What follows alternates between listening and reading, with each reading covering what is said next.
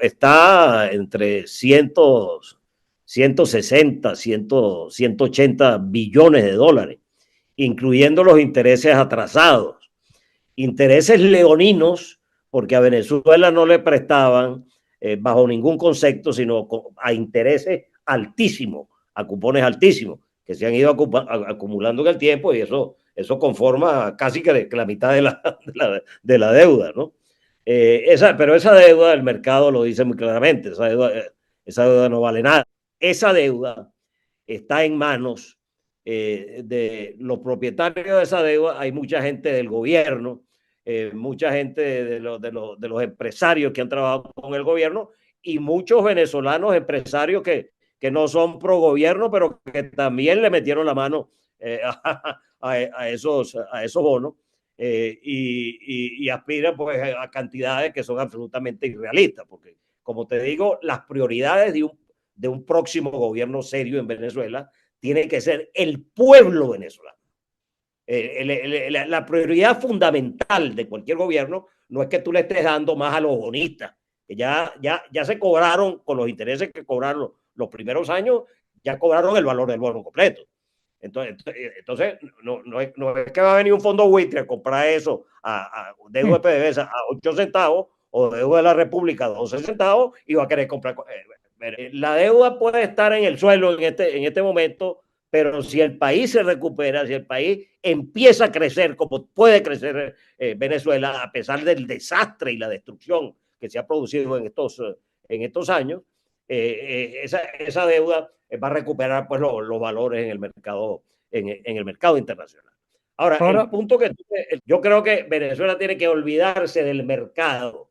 Venezuela no puede pagar ni un centavo de interés de deuda en los próximos 5 años. Todos los recursos tienen que ser para reconstruir al país, reconstruir al sistema educativo de manera integral, con un sistema de escuelas integrales que abarquen todas las áreas, no solo del conocimiento, de las nuevas tecnologías, sino el deporte, el teatro, la música, hacer en realidad el sueño de José Antonio Abreu de que en todas las escuelas primarias y bachillerato de Venezuela funcionara una orquesta sinfónica infantil y juvenil en todas nuestras escuelas.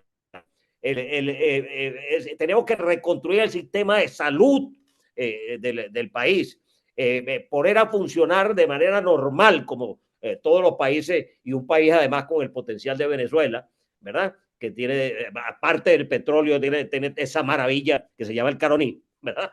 Y ese es el segundo proyecto hidroeléctrico más grande del mundo después de las 3 gargantas de China. ¿Verdad? Una capacidad tremenda de producción de electricidad que cubriría los requerimientos del país, la instalación de nuevas empresas en las distintas áreas, incluyendo la recuperación del sector aluminio, de todas las empresas del polo de Guayana, de las distintas empresas que se puedan instalar en todo el país. Entonces, esa tiene que ser la prioridad de Venezuela, y eso lo podemos lograr perfectamente con un financiamiento importante de los organismos multilaterales. Con este gobierno no hay ningún organismo serio que tenga ninguna relación. Este es un gobierno delincuencial. Ninguna institución seria internacional va a negociar con este. No, el de Venezuela es un potencial inmenso, pues nosotros podemos conseguir 40 billones de dólares del Fondo Monetario que van a entrar netos, absolutamente netos.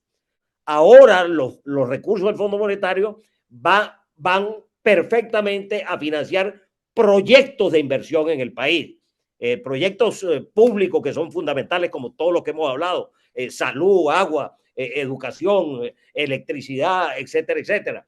Por supuesto que el sector eléctrico, el sector de agua, etcétera, se pueden financiar con los bancos de exportación e importación de los Estados Unidos, el Exim Bank de Japón, que es una fuente extraordinaria de recursos, y nos hizo a nosotros un paripazo con los recursos del Banco Mundial y del BID en aquella época. Entonces Venezuela tiene toda, afortunadamente, en medio de toda esta catástrofe y destrucción del país, de la hambruna que ha vivido Venezuela, de los 7 millones de refugiados y exiliados que estamos fuera del país, Venezuela tiene todas esas fuentes de financiamiento netas para el futuro. Entonces eso nos puede dar un arranque tremendo a Venezuela pues, en los próximos años.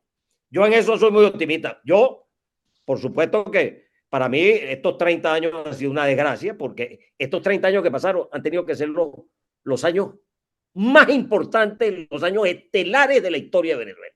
Venezuela ya está produciendo 10 millones de barriles diarios de petróleo en este momento, 30 años después. Y debía tener un fondo soberano con más de $1 trillón, como lo tienen los noruegos, que garantizara la seguridad social de todos los venezolanos, ¿verdad? Para el resto de la existencia del país. Para mí, que yo conozco el potencial de Venezuela, la cosa es mucho más dolorosa. Es lo que pudo haber sido y no fue. Es una apertura de ese sector, de tal manera que vengan las grandes empresas multinacionales petroleras a ayudar a aumentar de manera extraordinaria en los próximos años, en lo que quede de petróleo, la producción petrolera en el país. Como tiene que hacerse en todos los sectores. Venezuela tiene que convertirse en una economía abierta, transparente, bueno, tiene que reformar su sistema tributario, su sistema arancelario, total libertad de importaciones, una moneda única con tasa de cambio competitiva, libre convertibilidad de la moneda. Eso lo hicimos nosotros en un mes. En un mes hicimos eso. En marzo de 1989 ya estaba hecho, ¿verdad? Y lo acabaron. Y lo acabaron. Tenemos que convertirnos en un país normal del mundo. Y podemos iniciar una recuperación sustancial del país. Si tenemos claro, fíjate una cosa muy importante, Emilio, la cuestión de la reestructuración de la deuda, ya yo te di los parámetros básicos, ¿verdad? Ahí tiene que hacerse una reestructuración muy dura, ¿verdad? Con un quite tremendo de la deuda, se le puede ofrecer algún incentivo de una recaptura petrolera si el precio del petróleo llega a $200 o a $300 el barril, pero esa es una deuda que no vale nada, una deuda que el mercado lo dice todo, es una deuda, un país que se está muriendo de hambre, la deuda vale cero. Entonces, no es solo la deuda, es que toda la política económica tiene que ser un todo integral, ¿verdad? Con absolutamente claridad de cuál es el destino. El destino del país. Bueno, yo creo que una de las cosas fundamentales debe ser una reforma que santifique en la Constitución venezolana la no reelección presidencial, ¿verdad? Un periodo de 5 años sin reelección presidencial, con permanente renovación del liderazgo democrático del país, ¿verdad? Recuperar el Senado, etcétera, etcétera, y entonces tengamos una verdadera democracia, donde no se justifique ningún movimiento insurreccional de ninguna naturaleza, ni cívico-militar. Mira, te voy a echar todas las empresas de electricidad, eso que llaman Corpoelec. La empresa que tradicionalmente debía ser del Estado es Edelca, ¿verdad? Es la que porque manejar eso y privatizar eso es muy complicado. Eso vale todo los reales que tú te puedes imaginar, ¿verdad? Como te digo, es la segunda fuente hidroeléctrica más importante del planeta Tierra, después de las 3 gargantas chinas. ¿Ok? No hay un sistema hidroeléctrico en los Estados Unidos que produzca lo que produce el Bajo Caroní. Y si nos metemos en el Alto Caroní, nos ganamos a las 3 gargantas. ¿Ok? Eso se lo puedes preguntar a Efraín Carrera, que es el maestro de la materia. ¿Ok? Entonces, pero yo el resto, la electricidad de Caracas, la electricidad de Maracaibo, la electricidad de Barquisimeto, la electricidad de San Cristóbal, de Mérida, de todo el país, yo eso tiene que ser privatizado. Eso tiene que ser privatizado. ¿Entiendes? y ser el sector privado el que maneje eso. Eso no le corresponde al Estado. La gran generación eléctrica posiblemente sí, ¿verdad? Claro, la electricidad de Caracas tenía sus Tacoas, su buena planta de generación, y también se alimentaba del Guri. Esta planta centro que se podría posiblemente recuperar. Yo no estoy, tú sabes, ayornado totalmente con estas cosas. Pero lo que sí te quiero decir es que la inversión privada tiene que jugar un papel fundamental en lo que teníamos los venezolanos en la cabeza, que tenía que hacer el Estado siempre. Correcto. La CanTV, volverla a privatizar, pero rápidamente. Claro, ahora las empresas van a decir, bueno, pero me tienen que dar garantía de verdad. Porque no es que yo voy a comprar esa empresa y me la van a expropiar después unos malandros. ¿Eh? Venezuela tiene este pequeñito problema que hemos tenido en estos últimos 25, 30 años, ¿verdad? De todas las cosas que han ocurrido, y eso lo tienen aquí los inversionistas en la cabeza. Los sistemas de agua, la misma hidrocapital, pero yo creo que esas podrían ser objeto de privatización, ¿no? Los servicios públicos. Lo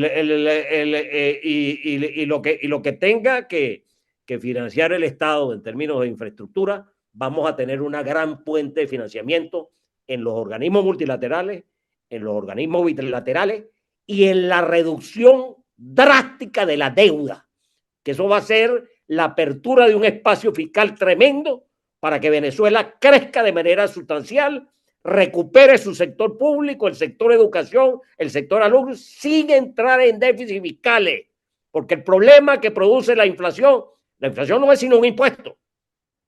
Nosotros le decimos el impuesto inflacionario, ¿verdad? Porque lo que no paga en impuestos, lo termina pagando en inflación, que es lo mismo. El impuesto a la maquinita. La otra cuestión es que debes hacer una reforma tributaria, rebajar los impuestos. Porque tú con un impuesto menor, si la economía crece más, tú recoges más. Tú vas a recoger en Venezuela con un IVA del 7%, más que con el IVA del 16%, con una economía estancada y podrida. ¿Entiendes? Con una economía vibrante, y el impuesto bajo tiene la ventaja de que desestimula la evasión, porque la gente dice, bueno, es razonable pagar un 7%. Ahora, si me cobran 17% de IVA, yo voy a tratar de esconderlo. Voy a tratar de no pagarlo. Bueno, lo cierto del caso es que tú debes bajar a un arancel único, 7, 8%, máximo 10% de arancel único, ¿verdad? Así evitas la corrupción, y la gente está dispuesto a pagar ese arancel, y con una tasa de cambio competitiva más el arancel del 10%, ya tú proteges al sector industrial, al sector agrícola, a los distintos sectores de la economía. El que no pueda producir en esas condiciones, bueno, que no produzca, que eso venga para traer importaciones. Pero yo estoy seguro de que con ese tipo de aranceles, ese tipo de impuestos, tú vas a tener una altísima recuperación de la industria, la manufactura, el sector agrícola venezolano. Por supuesto que tienes que complementar eso con todas las obras públicas que le corresponden a cada uno de los sectores, y que son fundamentales para que efectivamente podamos tener una sectores productivos de alta productividad.